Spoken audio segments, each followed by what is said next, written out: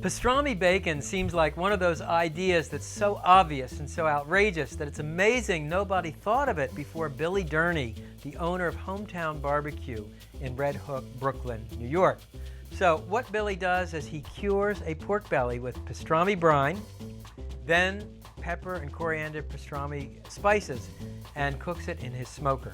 What results are two of the greatest cured meats in the world, pastrami and bacon. It starts with a brine. A brine is a saline solution comprised of salt, sugar, Prague powder, sometimes known as sodium nitrite. It's a curing salt that gives bacon its characteristic pink color, ground coriander, dry dill, black peppercorns, juniper berries, and juniper berries have a kind of a piney aroma. We have powdered ginger, celery seed, and finally garlic powder. And you want to bring the brine to a boil, whisking until the sugar and salt are dissolved. Once the salt, sugar, and sodium nitrite are dissolved, you want to chill the brine down. So I like to add the remaining water in the form of ice cubes. This will bring down the temperature almost instantly. Bacon is nothing more than cured pork belly. And this is a 4-pound pork belly. I ordered it with the skin removed. You can see the striations, the layers of meat and fat. So to cure the pork belly, simply ladle the cooled cure over the pork belly. The salt, sugar, and spices will infuse in the pork belly. Normally it takes 10 to 12 days to cure bacon, but we're going to speed up the process by injecting the inside of the pork belly with some of the cure. So for that, we use a meat injector. Draw the cure into the cylinder by pulling the plunger back, and then plunge it into the pork belly and inject with cure. Depress the plunger slowly. If you go too fast, the cure will squirt out at you. So we're curing the pork belly from the outside in and the inside out. Once the pork belly has been injected, cover it, place it in the refrigerator, and cure it for 5 days. After 2 days, re-inject it, again to speed up that curing process.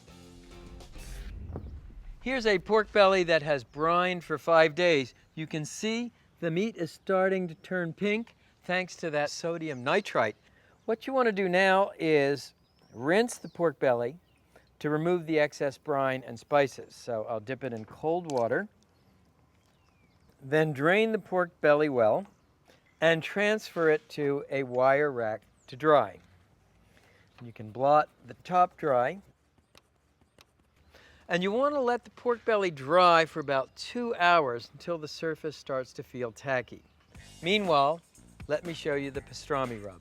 The defining flavor of the pastrami rub is coriander seeds and black peppercorns. And I'll crush them in a mortar with a pestle. So it'll just come like this. It's kind of a grinding motion.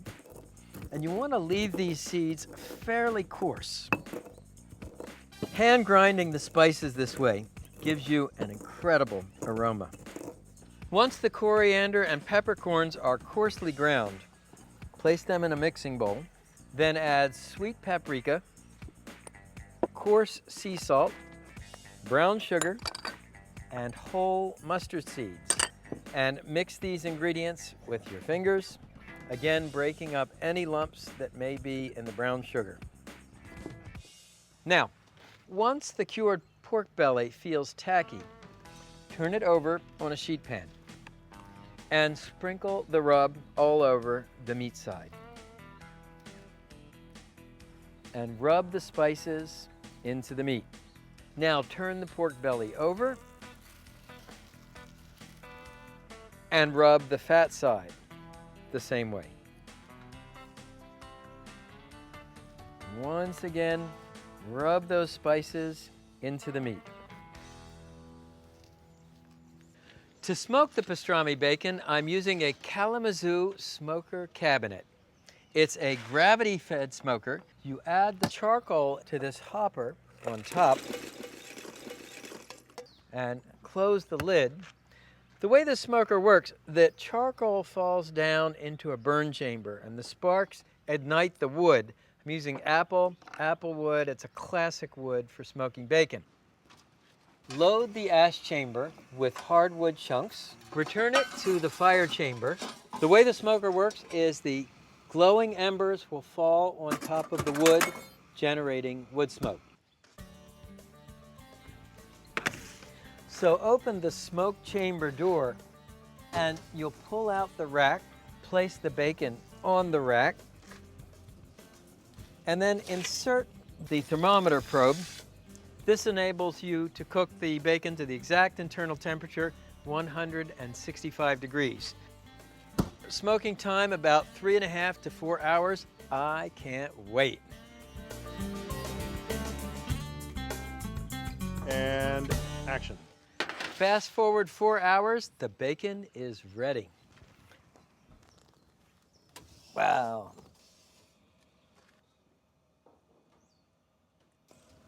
Look at this. Isn't it beautiful? Here's the bacon chilled for 2 hours, and you want to cut it into nice, thick slices. Wow. Great color. Looks gorgeous with this dark, spicy crust and the beautiful pink coloring inside.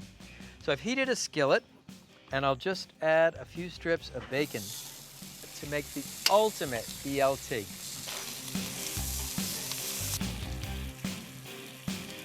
Once the bacon is crisp and brown on one side, turn it over and brown the other side. The aroma coming out of this pan is amazing. Once the bacon is browned on both sides, transfer it to paper towels to drain.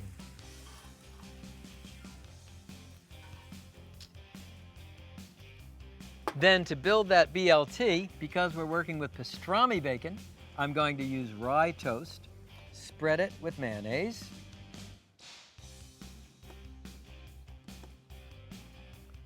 add your lettuce, tomato, then the pastrami bacon, finally, a little more mayonnaise on the top slice of toast,